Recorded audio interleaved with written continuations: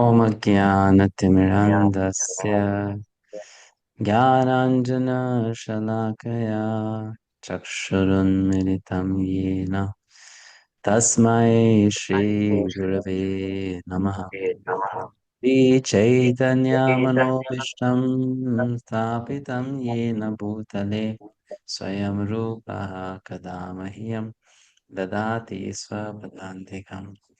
वन्देऽहं श्रीगुरुं श्रीयुतापदकमलं श्रीगुरून् वैष्णवांश्च श्रीरूपं साग्रजातं सहगणा रघुनाथान्वितं तं सजीवं साद्वैतं सावधूतं परिजनसहितं कृष्णचैतन्यदेवं श्रीराधा कृष्णपादान् सहगणा ललिता श्रीविशाखान्वितांश्च नमो विष्णुपादाय कृष्णपृष्ठाय भूतले श्रीमते भक्तिवेदान्त स्वामिनिति नामिने नमस्ते सारस्वते देवे गौरवाणी प्रचारिणे निर्विशेषशून्यवादी पाश्चात्यदेशतारिणे नमो महावदान्याय कृष्णप्रेमप्रदायते कृष्णाय कृष्णचैतन्य नाम्ने गौरतुषे नमः।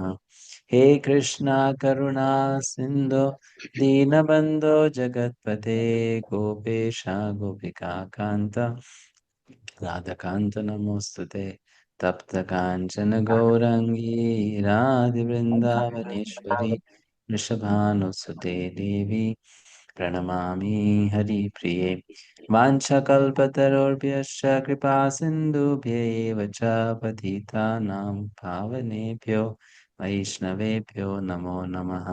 जय श्री कृष्ण चैतन्य प्रभु नित्यानंद श्री अद्वैत गदाधर शिवासादि गौर भक्त वृंद हरे Krishna Krishna Krishna Hare Hare Hare Ram Ram Ram Hare Hare. Please give me this access to share. Can I share? I think I can.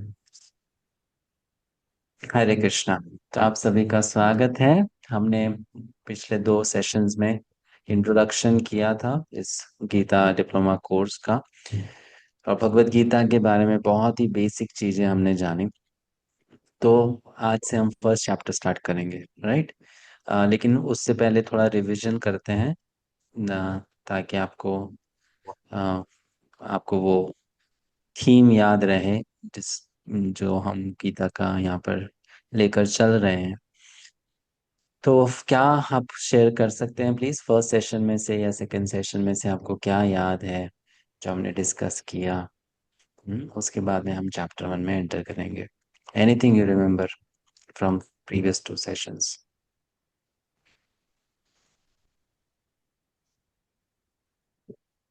Gita में 18 अध्याय है।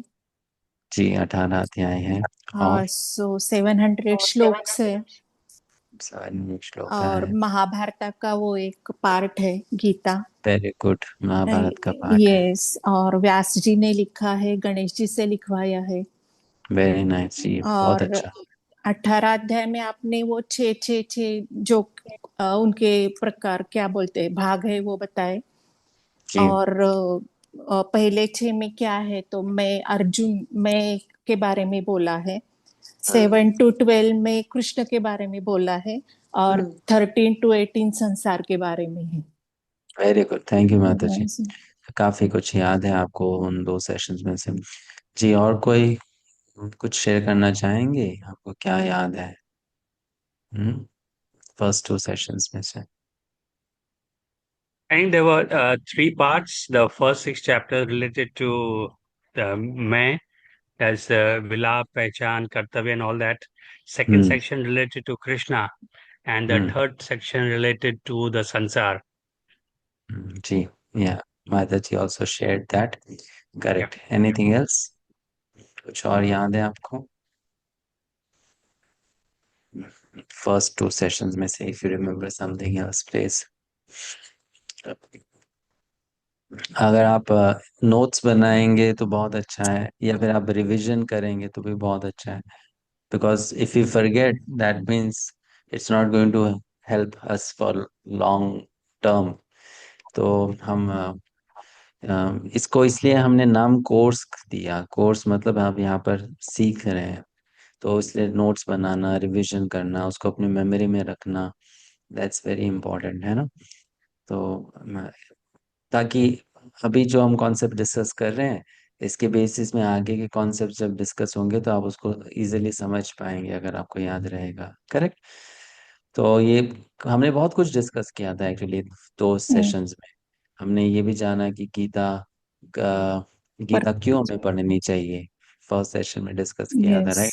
And then who can tell us about the purpose of Gita, वो भी हमने डिस्कस किया था। Hmm. Only Krishna can tell, और तो हम्म। कोई हमको प्रॉपरली एक्सप्लेन नहीं कर सकता है पर्पस क्या है गीता का। हम्म। Correct.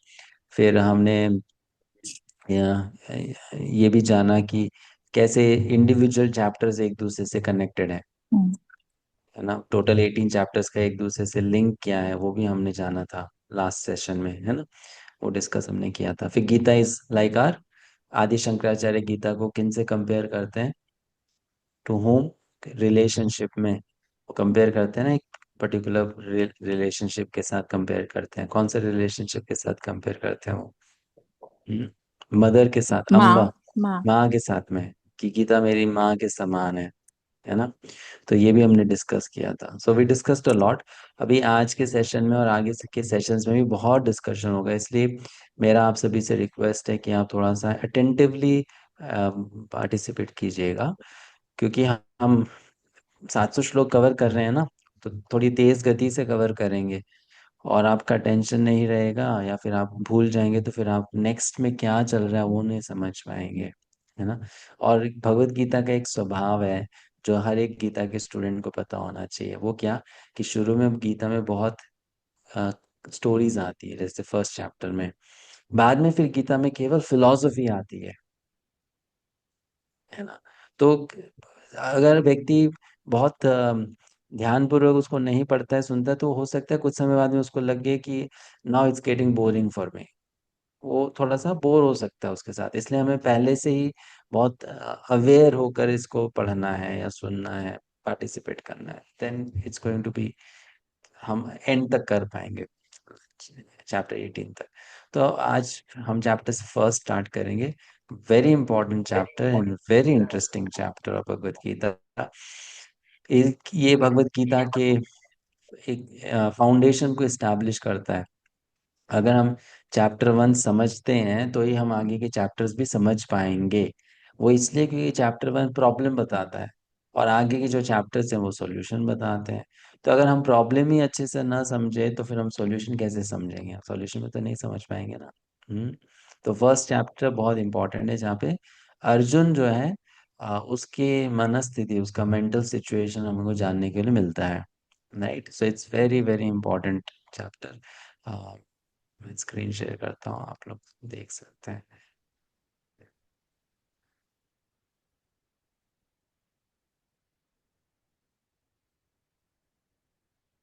So first chapter is entitled विषाद से योग। संस्कृत में इसका नाम है अर्जुन विषाद योगा, सॉरी, अर्जुन विषाद योगा। विषाद से योग, विषाद मतलब क्या होता है, विषाद का अर्थ क्या है, आप में से कोई बताना चाहेगा, व्हाट डज विषाद मीन। एनी आइडिया, और this word is too difficult for you. विषाद किसे कहते हैं, इंग्लिश में विषाद का मतलब होता है लेमेंटेशन। एक और शब्द है शोक, शोक, शोक करना। तो अर्जुन विषाद योग। व्हाट इज इंटरेस्टिंग, कि ये चैप्टर में शोक से व्यक्ति कैसे योग कर सकता है, भगवान से जुड़ सकता है, वो सिखाया जा रहा है ना। शोक के समय, शोक के समय वो कैसे भगवान से जुड़ सकता है। सो फर्स्ट वर्स, धृतराष्ट्र उवाच धर्मक्षेत्रे कुरुक्षेत्रे समवेतायुयुत्सवः मामकः पांडवाश्चैव किम अकुर्वत संजय। ये फर्स्ट श्लोक है गीता का। किसने कहा है ये श्लोक, उधर। धृतराष्ट्र। धृतराष्ट्र ने कहा। किन से कहा, संजय। संजय से कहा, जो धृतराष्ट्र के सचिव थे, सेक्रेटरी थे, राइट।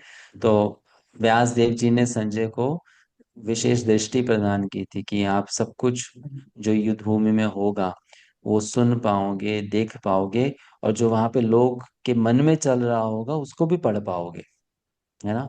और इस प्रकार आप धृतराष्ट्र को सारा वृत्तांत सुना सकते हैं कि वहां पर क्या हुआ था, है कि नहीं। तो धृतराष्ट्र संजय से क्वेश्चन पूछता है, धर्म क्षेत्रे कुरुक्षेत्रे, कि कुरुक्षेत्र नामक धर्म क्षेत्र में समवेता लोग इकट्ठे हुए हैं, क्या करने के लिए, युयुत्सव, युद्ध करने के लिए इकट्ठे हुए हैं। कोई पूछे, अच्छा कौन कौन इकट्ठा हुआ है, मामकाः पांडवाश्चैव, मेरे पुत्र और पांडु के पुत्र इकट्ठे हुए हैं। किम अकुर्वत संजय, हे संजय उन्होंने क्या किया। सिंपल है ना? कि कुरुक्षेत्र नामक धर्म क्षेत्र में मेरे पुत्र और पांडव के पुत्र युद्ध करने के लिए एकत्रित हुए हैं, उन्होंने क्या किया, ये धृतराष्ट्र का प्रश्न है। अब इसी एक प्रश्न के ऊपर बहुत लंबी व्याख्या है कि धृतराष्ट्र के मन में क्या चल रहा था। प्रश्न तो बहुत सरल है कि क्या उन्होंने किया, लेकिन यहाँ पर प्रश्न ये उठता है कि धृतराष्ट्र ने ऐसा प्रश्न ही क्यों पूछा। ये प्रश्न ही पूछने की क्या आवश्यकता है। अगर वो वहां पे युद्ध करने गए हैं तो युद्ध ही तो करेंगे, या युद्ध की तैयारी तो कर रहे होंगे। पूछने की क्या जरूरत है उन्होंने क्या किया, है ना। थोड़ा सा अगर आप डीपली सोचेंगे तो ये पूछने की क्या आवश्यकता है, जब वो खुद ही बोल रहा है कि वो वहां पर क्यों एकत्रित हुए हैं, क्यों इकट्ठा हुए, खुद ही तो बोल रहा है, समवेता युयुत्सवः, युद्ध करने के लिए एकत्रित हुए हैं। तो फिर वो पूछ रहे हैं क्या किया, उन्होंने क्या किया। तो हमारे आचार्य गण, विशेषकर श्रील विश्वनाथ चक्रवर्ती ठाकुर या बलदेव विद्याभूषण महान वैष्णव आचार्य रहे, वो धृतराष्ट्र की मानसिकता को यहाँ पर प्रकट करते हैं कि धृतराष्ट्र क्या सोच रहा था, उसके मन में क्या चल रहा था, है ना। बहुत बार लोग अपने मन की बात को छुपाते हैं ना, उसको डायरेक्टली एक्सप्रेस नहीं करते, उसको घुमा फिरा के बोलते हैं, शब्द कुछ और होते हैं, मन में कुछ और चल रहा होता है ना। तो यहाँ पे धृतराष्ट्र डायरेक्टली नहीं बोल रहा है, लेकिन उसके मन में कुछ चल रहा है। और इंटरेस्टिंग बात क्या है, संजय चूंकि धृतराष्ट्र का सेक्रेटरी है, बहुत करीब से धृतराष्ट्र को जानता है, उसने उसकी मन की बात को पढ़ लिया कि धृतराष्ट्र के मन में क्या चल रहा है। वो मन को पढ़ लिया। तो धृतराष्ट्र के मन में उसी समय, जब ये सब वर्णन शुरू होगा, संजय करेंगे, तो उसके मन में ये चार फीलिंग्स थी, चार चार भावनाएं थी एक ही साथ। क्या क्या, इच्छा, संदेह, डर और आशा। ये चार फीलिंग्स चल रही थी, ये चार भावनाएं थी उसके मन में। इच्छा थी, संदेह था, डर था और आशा थी। हम्म, किस चीज की इच्छा थी, क्या इच्छा कर रहा था धृतराष्ट्र। दुर्योधन की जय उसमें होनी हाँ, चाहिए। वो ये चाह रहा था ना कि मेरे पुत्रों की जीत हो। आप में से किसी का माइक ना म्यूट, अनम्यूट है, तो मेरी आवाज मुझे सुनाई दे रही है, आप प्लीज म्यूट करेंगे और सब लोग, जब आपको बोलना है तभी आप अनम्यूट कीजिए अपने आप को। तो इच्छा थी, मतलब इच्छा क्या थी, मेरे पुत्र जीते, है ना, हम जीते, ये इच्छा थी। संदेह क्या था, क्या डाउट चल रहा था उसके मन में। कहीं उसके विरुद्ध ना हो जाए। नहीं नहीं, कुछ और था। संदेह था, डाउट था, किस बात का डाउट था, कि युद्ध ही ना हो, इस चीज का डाउट था। और ये डाउट क्यों था, क्योंकि धर्म क्षेत्र, वो लोग धर्म क्षेत्र में गए हैं ना, तो उसको डाउट था। किस चीज का डाउट था, कि धर्म क्षेत्र में जाने के बाद में कहीं इनकी बुद्धि ना बदल जाए, मेरे पुत्र वहां पहुंचकर धार्मिक ना बन जाए, है ना। होता है ना, आप अच्छे स्थान में जाते हो तो आपकी भावना बदल जाती है। हाँ, स्थान का प्रभाव तो पड़ता है, हम जानते कि नहीं जानते, राइट। इस चीज को हम अच्छे से समझते हैं, स्थान का प्रभाव पड़ता है। आप जिस स्थान पर जाओगे उसकी एक एनर्जी है जो आपके ऊपर में असर छोड़ती है। मंदिर में There's a जाएंगे तो question, एक बार, Prabhuji. Is there a question. Yeah, but are you saying that Dhritarashtra believed that his son was not dharmic? I'm sure he believed that his son was या, right. ऑफ कोर्स धृतराष्ट्र के मन में ये भी था कि उसके पुत्र जो कर रहे हैं गलत कर रहे हैं, क्योंकि ऐसा नहीं है महाभारत में धृतराष्ट्र ने इस बात को स्वीकार नहीं किया। इनफैक्ट जब भगवान कृष्ण शांति दूत बनकर गए थे पांडवों की तरफ से धृतराष्ट्र के पास में, दुर्योधन के पास में, धृतराष्ट्र ने दुर्योधन को बोला कि तू नालायक है, तू कम अकल हो, ये कृष्ण जो बोल रहे हैं इसको मान जाओ, है ना। कृष्ण भगवान है, ऐसा भी धृतराष्ट्र ने कहा, महाभारत में वर्णन आता है। तो धृतराष्ट्र बिल्कुल जानता था कि उसके पुत्र जो है वो गलत कर रहे हैं, लेकिन धृतराष्ट्र की प्रॉब्लम ये थी, वो अपने पुत्र से बहुत आसक्त था, टू अटैच्ड। तो धृतराष्ट्र के पर्सनालिटी में अज्ञानता दोष नहीं था, उसकी पर्सनालिटी में, कैरेक्टर में दोष था फॉल्स अननेसेसरी अटैचमेंट।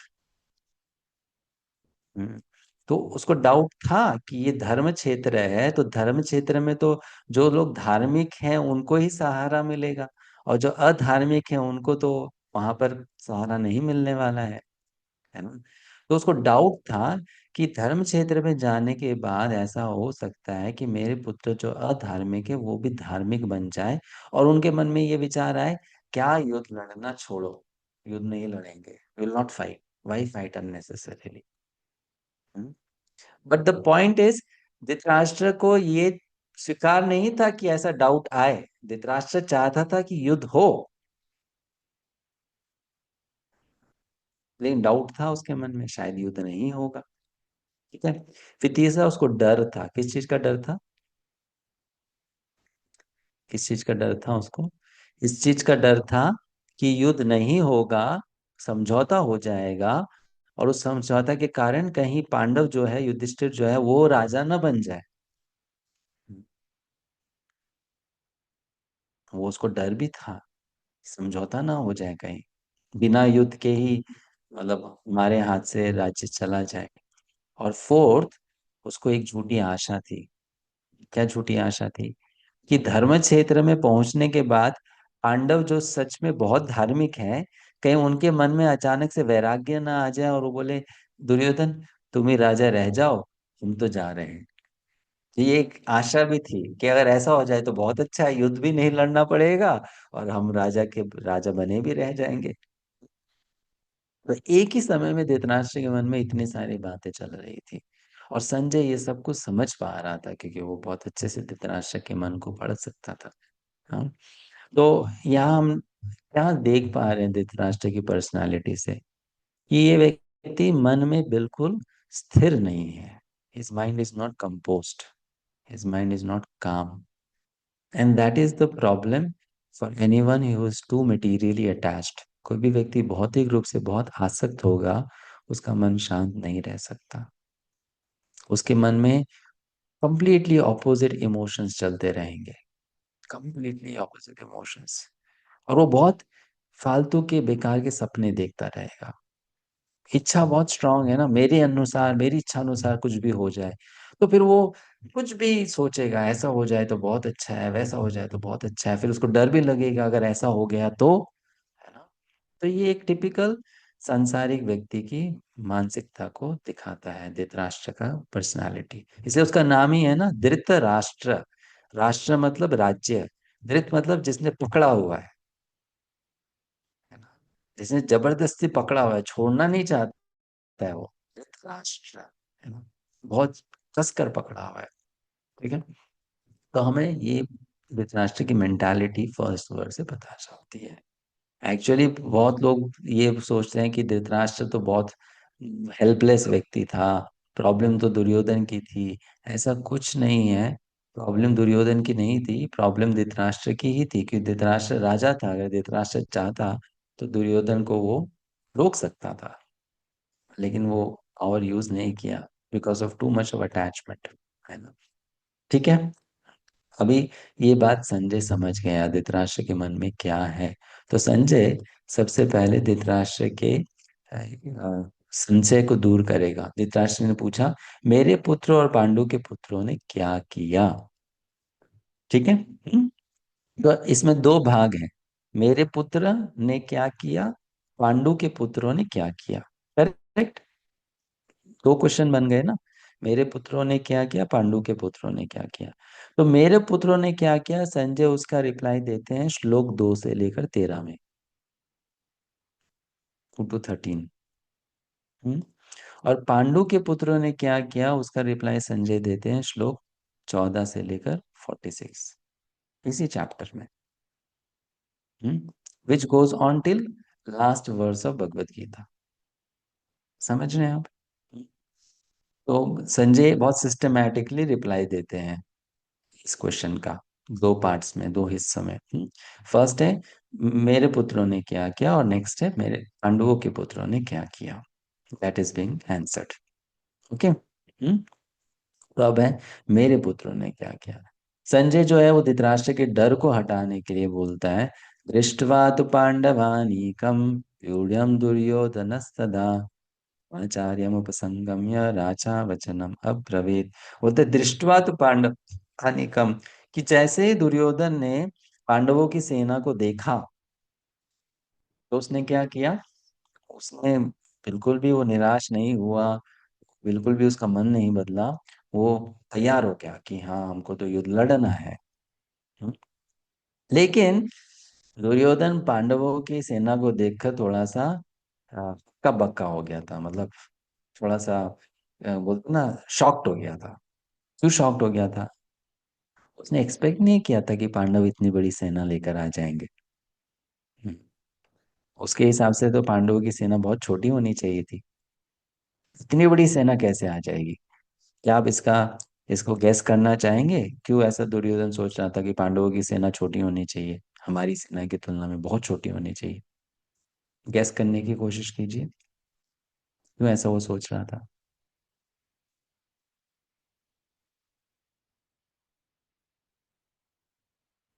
हम्म। Any idea? महाभारत आपने अगर थोड़ा सा सुना होगा, पढ़ा होगा, तो आपको इसका आंसर तुरंत क्लिक हो जाएगा। नहीं, समझ में नहीं आ रहा?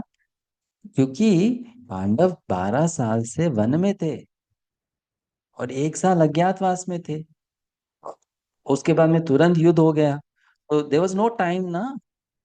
12 साल से आप वन में हो, मतलब आप टोटली डिसकनेक्टेड हो, कोई कम्युनिकेशन नहीं है, किसी के साथ में कोई मतलब नहीं है। फिर 1 साल आप पूरी तरह से अज्ञातवास में रह रहे हो, तो आप लोगों को सूचित कैसे करेंगे, लोगों को संदेश कैसे पहुंचाएंगे? लोगों के साथ में एक रिलेशनशिप तो बनाना पड़ेगा ना, कि भाई आओ हमारे साथ में मिल जाओ, लेट्स बी अ टीम।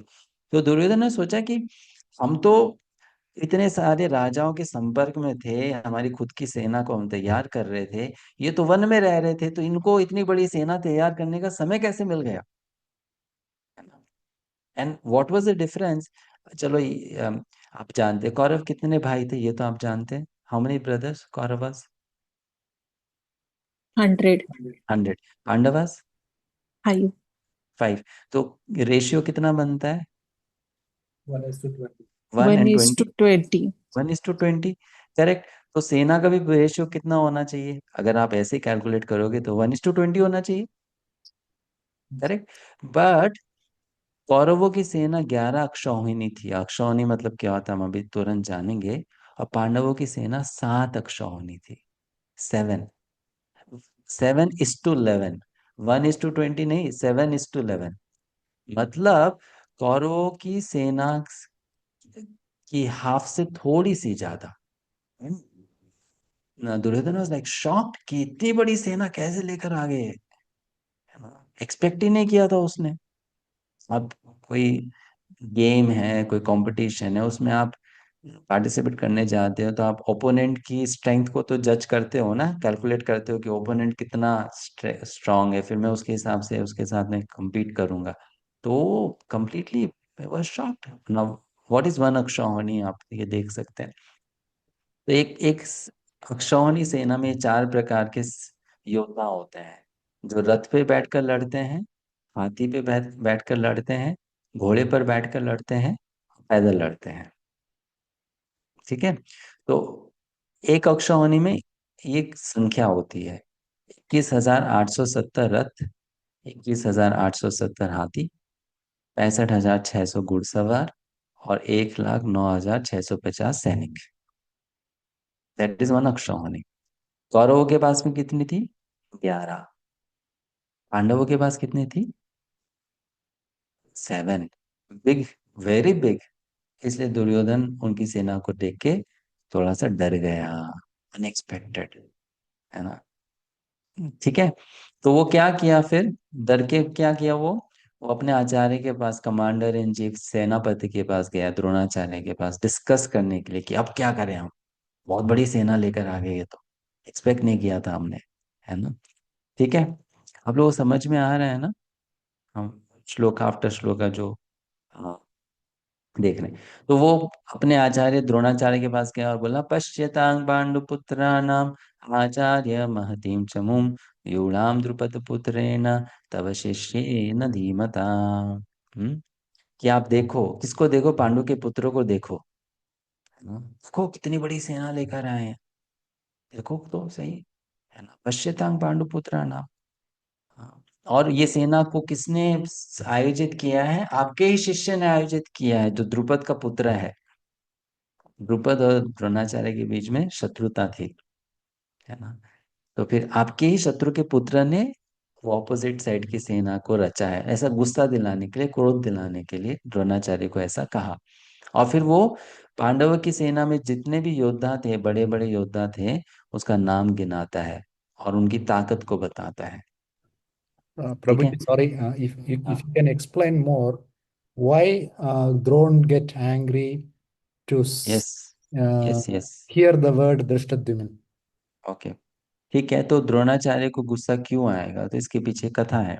कथा इस प्रकार है कि द्रोणाचार्य और द्रुपद वो एक ही गुरुकुल में बचपन में पढ़ा करते थे। हम्म। और दोनों मित्र बन गए। महाभारत की ये कथा है। आप में से कितनों ने ये कथा सुनी है? अच्छा, सबने सुनी है। तो दोनों फ्रेंड थे गुरुकुल में, और मित्रता में द्रुपद ने, जो कि राजा का पुत्र था और द्रोणाचार्य ब्राह्मण का पुत्र था, तो द्रुपद ने द्रोणाचार्य को प्रॉमिस किया कि आगे चलकर मैं राजा बनूंगा तो मैं अपना आधा राज्य तुम्हें दे दूंगा। बच्चे तो कुछ भी बोलते हैं, बोलते ही हैं, है ना, उनका मन साफ होता है तो ऐसी बातें करते हैं। कोई बड़ा व्यक्ति ऐसे प्रॉमिस नहीं कर सकता, लेकिन बच्चे तो कर सकते हैं। तो ऐसा हुआ, और उसके बाद में वो दोनों बड़े हो गए, दोनों अपने अपने घर चले गए, एक राजा बन गए, एक ब्राह्मण बन गया। तो द्रोणाचार्य बहुत निर्धन ब्राह्मण था, ज्यादा उसके पास में धन नहीं था। आगे जाकर उसका विवाह हुआ कृपाचार्य की बहन से, कृपि, और उनको एक पुत्र हुआ अश्वत्थामा। राइट। तो वो इतने निर्धन थे कि उनके पास में एक गाय भी नहीं थी।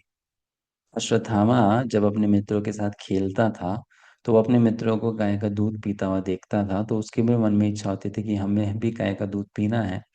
तो जब वो घर आता था, अपनी माँ से बोलता था मुझे भी गाय का दूध चाहिए, तो माँ सोचती थी हमारे पास तो गाय है नहीं, कहाँ से गाय का दूध पिलाएंगे उसको। तो वो क्या करती थी कि जो चावल उबालते हैं हम, तो उबालने से चावल का एक पानी बचता है ना, सफेद रंग का, तो उसी पानी में थोड़ा सा शक्कर मिलाकर पिला देती थी कि यही दूध है।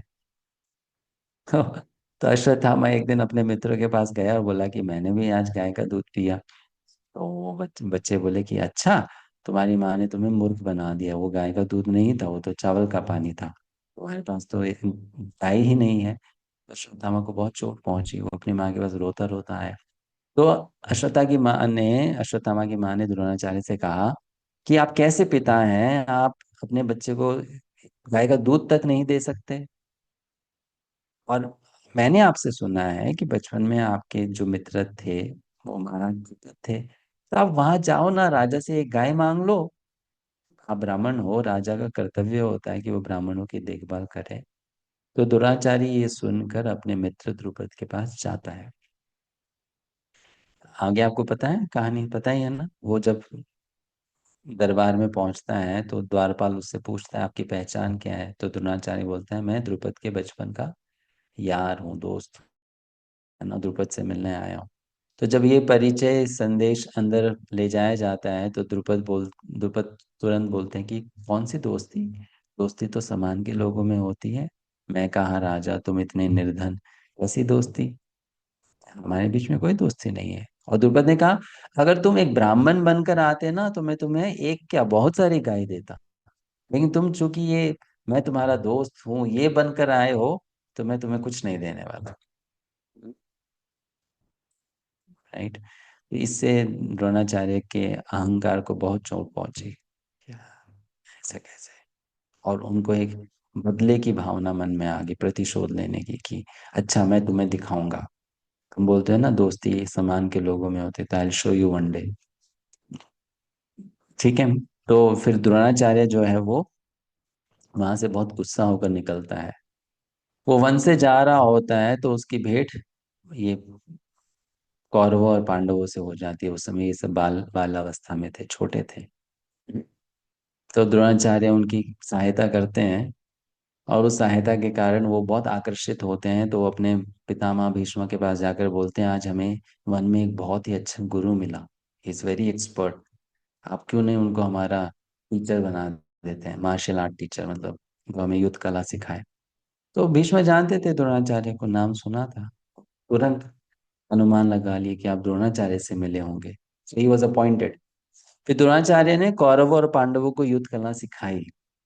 और जब वो बड़े हो गए, वो पास होने वाले थे, तब उन्होंने कहा कि गुरुजी आपको क्या दक्षिणा देनी चाहिए, है ना।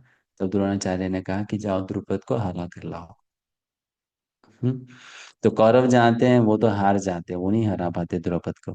फिर उसके बाद में पांडव चाहते हैं, उसमें अर्जुन जो है वो द्रुपद को हरा कर बंदी बनाकर ले आता है।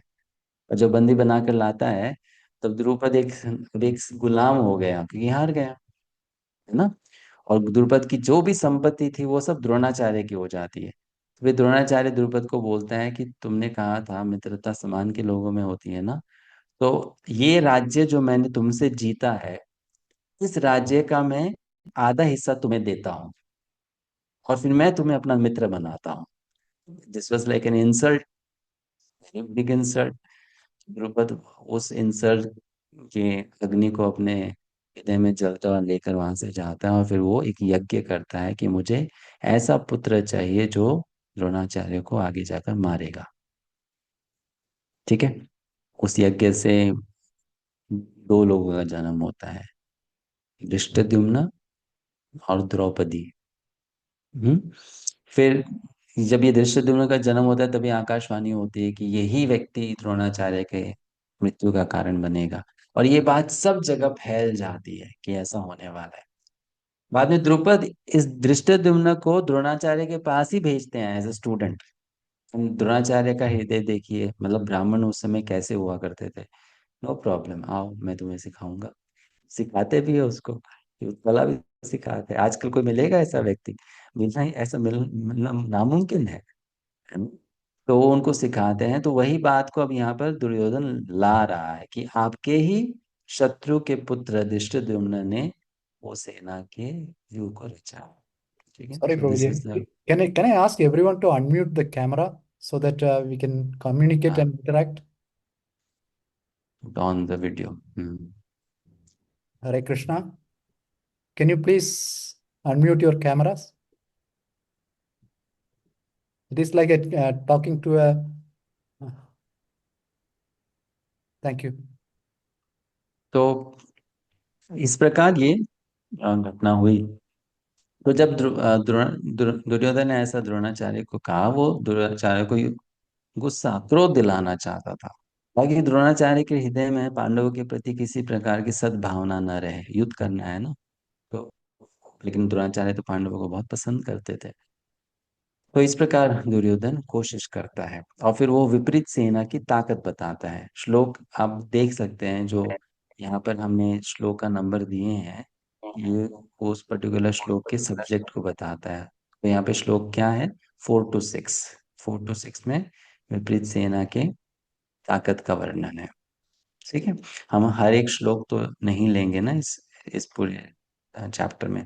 तो ये वर्णन है। तो वो जो पांडवों की सेना का वर्णन करता है, उसमें बहुत सारे ताकतवर लोगों का नाम बताता है। भीष्म है, अर्जुन है, द्रुपद है, सात्यकी है, ये सब है। दुर्योधन अचानक से क्या नोटिस करता है कि वो जो कि विपक्ष दल की सेना का इतना बल का गुणगान कर रहा है, उसकी सेना डिमोरलाइज हो रही है। कि भाई उस तरफ तो ये है वो है। तो दुर्योधन बहुत चालाक व्यक्ति था, तो वो तुरंत बात को बदल देता है। ही चेंजेस द टॉपिक। और फिर वो अपने गुरु को क्या बोलता है, आप ऐसा मत सोचो कि उसी उसी पक्ष में इतने बड़े बड़े योद्धा हैं, हमारे पक्ष में भी बहुत सारे योद्धा हैं, अभी मैं आपको उनका नाम बताता हूँ, है ना। तो he goes to tells, this was going on in Duryodhan's mind. वो ऐसा लगता है कि मेरी अपनी सेना हतोत्साहित हो रही है। तो बोलता है मेरे पक्ष में भी बहुत सारे हैं युद्ध, अस्माकं तो विशिष्टा ये तानि बोध द्विजोत्तमा नायका मम सैन्यस्य संज्ञार्थान तान ब्रवीमि ते। ऐसे करके बोलता है कि आप हो, भीष्म पितामह है, कर्ण है, अश्वत्थामा है ना, कृपाचार्य हैं, ये सब मेरे पक्ष में, और ये सब भी महान योद्धा है। ठीक है। तो इस प्रकार वो उनको, अपने पक्ष के लोगों को उत्साहित करता है कि ये सब मेरे लिए अपने प्राण त्यागने के लिए तैयार हैं, और मैं जो कहूँगा वैसा करने के लिए तैयार हैं। और हमारे यहाँ भीष्म पितामह सेनापति हैं, तो भीष्म पितामह के सामने भीम तो कुछ नहीं, भीम तो वहाँ का सेनापति है, उसने तो कुछ अनुभव नहीं किया, कोई युद्ध नहीं लड़ा, लेकिन भीष्म पितामह ने तो इतने सारे युद्ध लड़े हैं। तो ऐसा करके अब वो अपनी सेना के बल को सामने प्रकट करता है। ठीक है। लेकिन इसका मतलब ये नहीं कि दुर्योधन के मन में भय नहीं था, भय तो था। इसलिए तो अपने वो सेनापति द्रोणाचार्य के पास में गया था कि हम क्या करें, इतनी बड़ी सेना लेकर आ गए हैं। लेकिन अब वो अपने उस भय को छुपा रहा है ना, is hiding his fear. Correct. लेकिन दुर्योधन के इस भय को बाकी लोग समझ गए, दे अंडरस्टूड। और उसमें से एक व्यक्ति थे जो थे भीष्म पितामह। दुर्योधन डर रहा है, भीष्म पितामह क्या करते हैं, दुर्योधन को एनकरेज करने के लिए कि तुम चिंता मत करो, युद्ध भी होगा, और हम तुम्हारे ही दल से युद्ध लड़ेंगे, और अच्छे से लड़ेंगे। भीष्म पितामह अपना शंख लेते हैं और उस शंख को बजा देते हैं, है ना, बहुत जोर से बजा देते हैं, शंख नाद करते हैं, शंख की ध्वनि बजाते हैं। तो ये श्लोक नंबर 12 में दिया है। तस्य संजनयन हर्षम कुरु वृद्ध पितामह शंखनादम विनोत्योच्चे शंखम दद्मो प्रतापवान। कि वो दुर्योधन को हर्षित करने के लिए, एनकरेज करने के लिए अपना शंख बजाते हैं, तुम चिंता मत करो, हम तुम्हारे साथ युद्ध लड़ेंगे। ओके। तो जैसे भीष्म पितामह ने अपना शंख बजाया, बाकी लोग ने भी अपने अपने इंस्ट्रूमेंट्स बजाने शुरू कर दिए कि हम भी युद्ध करने के लिए तैयार, we are also ready for the battle. ठीक है। तो ये पहले के समय में म्यूजिकल इंस्ट्रूमेंट्स एक मीन्स होता था इंडिकेट करने के लिए, क्योंकि उस समय ये साउंड सिस्टम वगैरह तो होता नहीं था। अभी किसी को कुछ सिग्नल मैसेज भेजना है तो बोलकर कैसे भेजेगा, चिल्लाएगा तो सुना ही नहीं देगा। तो इंस्ट्रूमेंट्स होते थे बहुत सारे मैसेजेस भेजने के लिए, सिग्नल करने के लिए, है ना। युद्ध स्टार्ट हो रहा है तो शंख बजेगा, युद्ध खत्म हो रहा है तो शंख बजेगा, कोई मर जाएगा, बहुत बड़ा योद्धा मारा जाएगा तो शंख बजेगा। ऐसे करके वो यूज करते थे। और उससे थोड़ा सा लोगों को एनकरेजमेंट भी मिलता था, जैसे आजकल समय में भी होता है ना, कोई स्पोर्ट्स गेम चल रहा होता है तो उसमें चीयर लीडर होते हैं, इंस्ट्रूमेंट्स ड्रम्स वगैरह बजाते हैं उनको एनकरेज करने के लिए, उनका उत्साह बढ़ाने के लिए। तो वैसे ही ये क्षत्रिय भी अपने साथ में इंस्ट्रूमेंट्स रखते थे, अलग अलग प्रकार के, उसको बजाते थे। तो कौरवों की तरफ से शंखनाद हो गया कि we are ready for the battle, we are ready to fight. तो अब उनके यहाँ से शंखनाद हुआ तो पांडवों की तरफ से क्या होगा इन रिस्पॉन्स? उनकी तरफ से क्या होगा? वो भी करेंगे वो भी शंकर। करेंगे। It seems only one person is participating in the class. तो वो भी करेंगे, वो भी शंख बजाएंगे। तो अर्जुन ने शंख बजाया, और अर्जुन से पहले किसी और ने शंख बजाया। तो अभी संजय जो है वर्स 14 से पांडवों के तरफ से जो लोग हैं उनके बारे में एक्सप्लेन करना शुरू करते हैं। ठीक है। तो वो बोलते हैं ततः श्वेतेर्हयैर्युक्ते महति स्यंदने स्थितौ माधवः पांडवश्चैव दिव्यौ शंखौ प्रदद्मतुः। है ना। ततः श्वेतेर्हयैर्युक्ते, कि सफेद घोड़ों से युक्त जो रथ था, महान रथ था, उसमें दो लोग बैठे थे। कौन? बहुत सुंदर चित्र है ये। माधव पांडवाश्चैव, एक भगवान कृष्ण जिनका नाम माधव भी है, और दूसरा अर्जुन, है ना, दोनों रथ पे बैठे थे।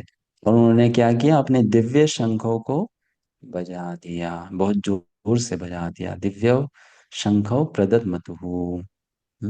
अपने दोनों शंखों को बजाया, भगवान कृष्ण ने और अर्जुन ने बजाया। करेक्ट। तो अब उनके शंख का नाम दिया है। तो ये सब बात कर कर संजय धृतराष्ट्र के मन के संशय को भी हटा रहे हैं। धृतराष्ट्र क्या सोच रहा था, शायद युद्ध नहीं होगा, समझौता हो जाएगा। तो संजय अब धृतराष्ट्र के सामने पिक्चर क्लियर कर रहे हैं, ऐसा कुछ नहीं है, युद्ध भी होगा, शंख भी बज रहा है, तैयार भी है, तो आप डरिए मत, युद्ध तो होगा, यू डोंट बी अफ्रेड। पांचजन्यम ऋषिकेशो देवदत्तम धनंजय पौंड्रम दद्मो महाशंखम भीमकर्म वृकोदरः।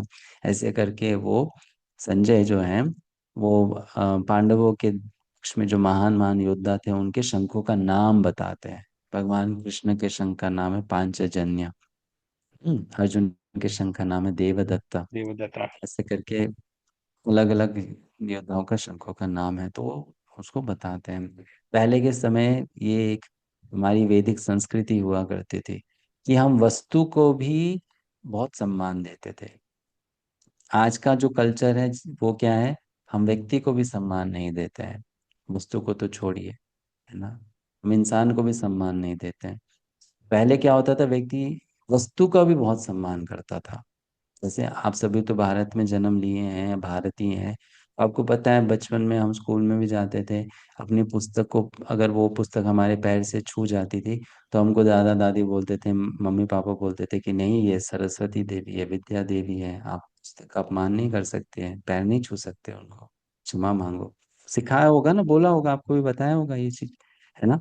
तो हम उस पुस्तक को केवल एक ऑब्जेक्ट की तरह ट्रीट नहीं करते हैं, विद्या देवी है, सम्मान करना होगा उसका। हम्म? लेकिन मॉडर्न कल्चर में, आज के जीवन शैली में व्यक्ति इस चीज को कोई वैल्यू नहीं देता है कि अरे क्या फर्क पड़ता है, इट्स ओके। तो वो रिस्पेक्ट देने वाला जो एटीट्यूड है लोगों के प्रति तो कम, मतलब लोगों के प्रति ही कम हो गया, तो समान वस्तु के प्रति तो कम होना ही होना है। लेकिन पहले के समय व्यक्ति वस्तु का भी बहुत सम्मान करता था और उसको रिस्पेक्ट देता था। नहीं तो शंखों के नाम देने की क्या आवश्यकता है, लेकिन शंख का भी नाम है ना? शंख का भी नाम है, तो उसको नाम देते हैं। ठीक है, तो उन्होंने अपने अपने शंख बजाए, और जब इन शंखों की ध्वनि को कौरवों ने सुना तो उनका हृदय टूट गया। इतना ज्यादा साउंड हुआ, और उस साउंड में कॉन्फिडेंस दिख रहा था कि पांडव इतने कॉन्फिडेंट है कि हम जीतेंगे। उससे उनका पूरा मन जो है वो टूट गया है कि कुछ तो है पांडवों में, they are so so strong and so confident, है ना। तो इससे कौरवों का हृदय टूट गया। है ना? वर्ष नंबर 19 में ये आता है कि स घोषो धातराष्ट्रान्नः हृदयानि वेदारयत। हृदय वेदारयत मतलब टूट गया हृदय, जब उन्होंने कौरव पांडवों के शंख की ध्वनि को सुना। जब कौरवों ने शंख बजाया तो पांडवों को किसी प्रकार का भय नहीं हुआ, लेकिन जब पांडवों ने शंख बजाया तो कौरवों का हृदय टूट गया, पूरी तरह से वो ऐसे कमजोर से पड़ गए। कारण क्या था, पांडवों को कॉन्फिडेंस कहाँ से आ रहा था, इतने कम थे फिर भी कॉन्फिडेंस आ रहा था कि हम जीतेंगे, के साथ में भगवान कृष्ण थे, वहां से कॉन्फिडेंस आ रहा था कि हम जीतेंगे। और कौरवों के पास में इतनी बड़ी सेना, इतने महान महान योद्धा, सब कुछ था, लेकिन फिर भी वो श्योर नहीं थे क्योंकि उनके साथ कृष्ण नहीं थे। तो भगवान कृष्ण अगर साथ में है तो भय नहीं होगा जीवन में। भगवान कृष्ण साथ में नहीं है तो हर चीज में भय रहेगा। हर परिस्थिति में व्यक्ति को लगेगा कि कुछ गलत ना हो जाए, हमारा नुकसान ना हो जाए, है ना, हमें दुख ना आए, भय रहेगा हमेशा, व्यक्ति चिंताग्रस्त रहेगा टेंशन में। तो टेंशन में होने का कारण है कि we are not with God, है ना, हम भगवान के साथ नहीं है। ठीक है, लोग अक्सर बोलते हैं कि गॉड इज विद अस, भगवान हमारे साथ है, लेकिन भगवान को आपके साथ नहीं होना है, आपको भगवान के साथ होना है। We have to be with God, not that God should be with us. हमें भगवान के साथ होना है। तो जब हम भगवान के साथ होंगे तो मन में भय चिंता ये सब नहीं रहेगी, लेकिन हम भगवान के साथ नहीं होंगे तो हमेशा हम मन में परेशान रहेंगे। जो कौरवों की हालत थी, बहुत परेशान थे। तो उस समय फिर एक बहुत ही विचित्र घटना घटती है। क्या, अर्जुन भगवान कृष्ण से कुछ कहता है, अतः व्यवस्थितान दृष्ट्वा। हाँ, तो जैसे ही अर्जुन देखता है कि ये सब कौरव यहाँ पर खड़े हैं, तो अर्जुन जिसका जिसको यहाँ पर कपि ध्वजा भी कहा गया है, क्योंकि अर्जुन के जो रथ पे एक झंडा था ना, उस झंडे पर हनुमान जी का चिन्ह था, जैसा कि आप यहाँ पर देख पा रहे हैं स्क्रीन पे, है ना। पहले के समय हर राजा के रथ पे झंडा हुआ करता था। अभी भी तो हर कंट्री की आइडेंटिफिकेशन एक फ्लैग से होती है ना, तो उस समय भी हर राजा के रथ पे झंडा होता था। झंडा क्यों होता था? क्योंकि दूर से आप शायद राजा को नहीं पहचान पाओ कौन आ रहा है, लेकिन झंडा देखकर आप तुरंत पहचान सकते हैं, अच्छा ये व्यक्ति आ रहा है। तो सबके अपने अपने झंडे होते थे, और सबके झंडे में कुछ अलग अलग सिंबल्स होते थे। तो अर्जुन के झंडे में क्या चिन्ह था? हनुमान जी का चिन्ह था। Hanuman ji was on his flag. तो इसलिए अर्जुन का एक नाम है कपिध्वज। तो अर्जुन ने जब देखा ये उस तरफ की सेना को, तो उसने अपना धनुष उठा लिया। धनुष उठाने का मतलब क्या है?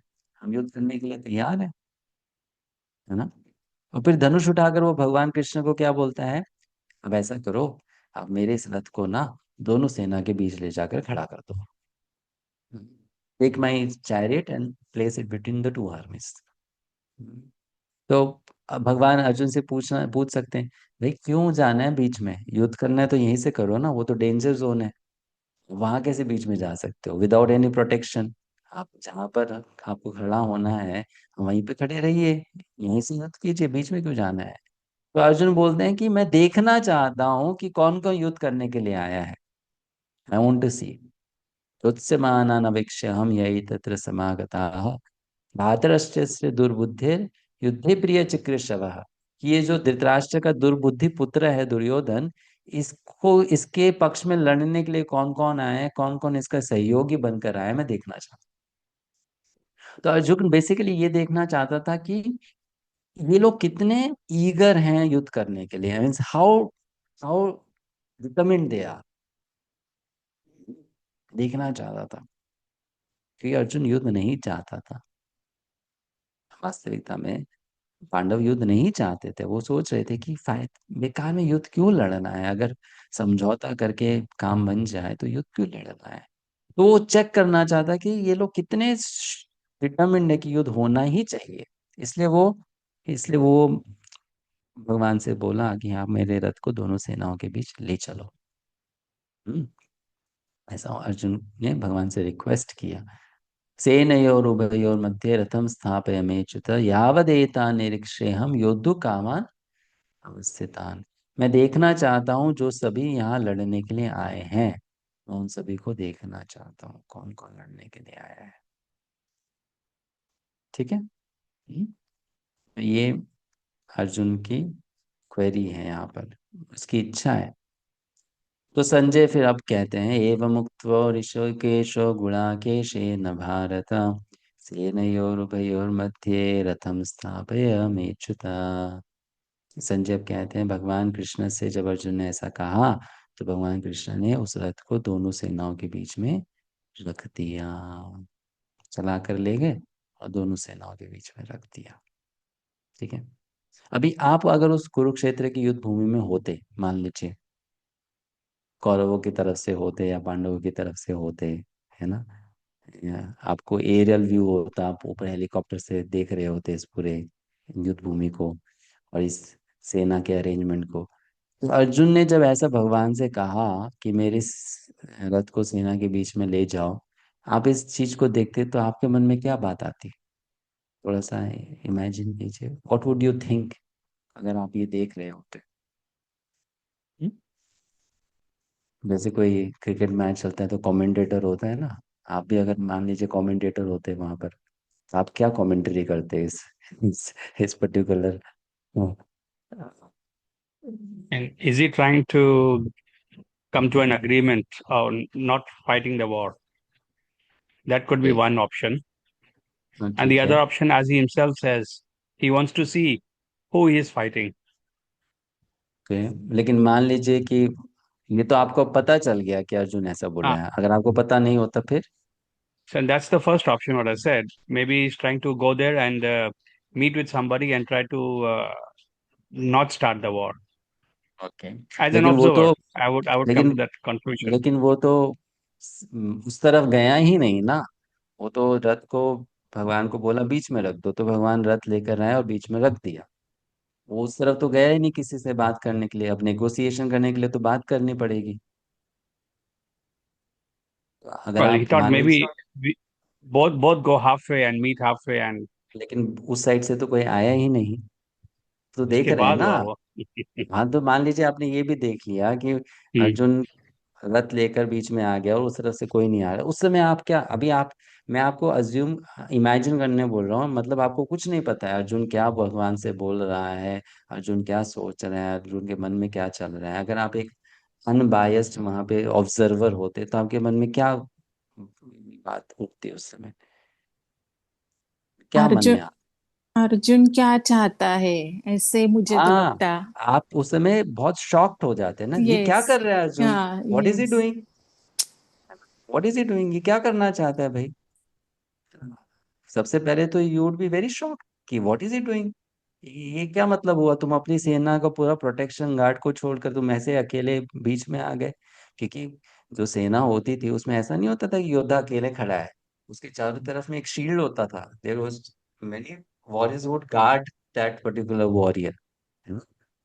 अभी अर्जुन सीधा शंख बज चुका है, मतलब they are ready to fight ना, वो पूरा प्रोटेक्शन को छोड़कर सामने आ रहा है। मान लीजिए सामने से किसी ने बाण चला दिया और अर्जुन को मार दिया, तो आप बहुत ज्यादा हम्म, सरप्राइज और शॉक्ड होते कि व्हाट इज ही डूइंग।